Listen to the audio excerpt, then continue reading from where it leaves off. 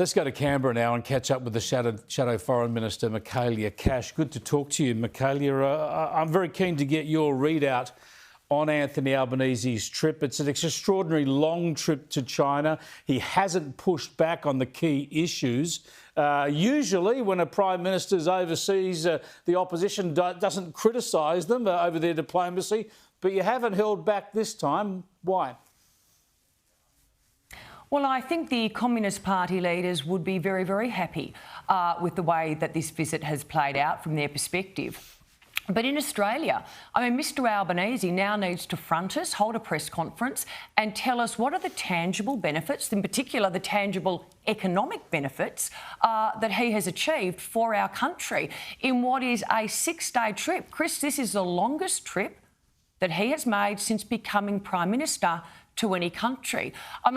From our perspective at this point in time, it appears the trip has had very little of substance that is being achieved.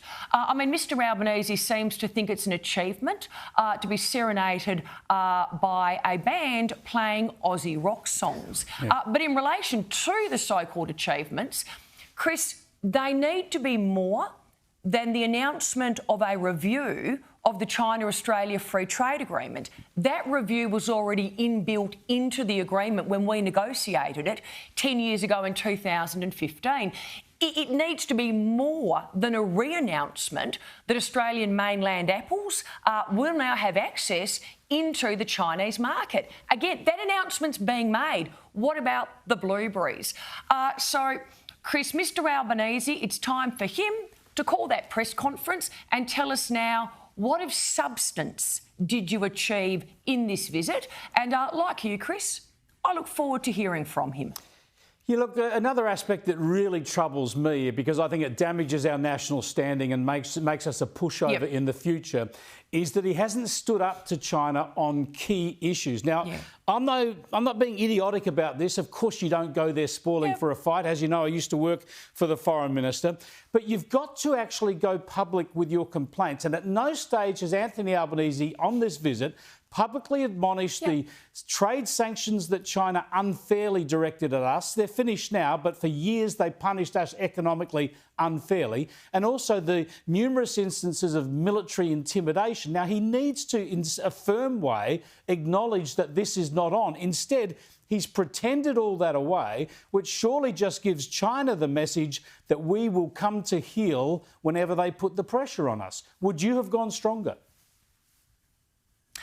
Well, yes, I would, and in particular in relation to the way in which the circumnavigation of Australia by Chinese Communist Navy ships occurred, but in particular in relation to the live-fire exercises into civilian airspace. Now, Mr Albanese stands up and says, I raised these issues, but hey, hold on. The response was that they were largely dismissed, and in fact the exact response was that the Chinese government will undertake exercises in international waters whenever they please, whenever they choose, and with no notice. That is not an adequate response. But Chris, I think Mr Albanese should have also raised and be very, very clear about the fact that Australia supports the United States' presence in the Indo-Pacific and the contribution that the United States makes to security in the region. I think Mr Albanese should have been very, very clear about a decision has been made to return the Port of Darwin to Australian control. The problem with Mr Albanese is he says, well, I've made the decision.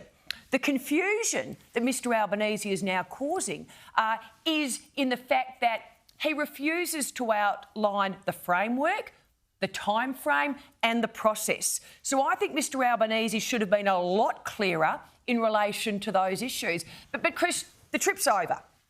6 days is now over.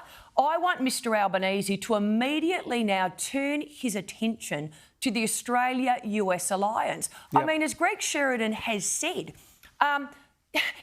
in Greg Sheridan's words, and Greg Sheridan is a respected foreign affairs correspondent.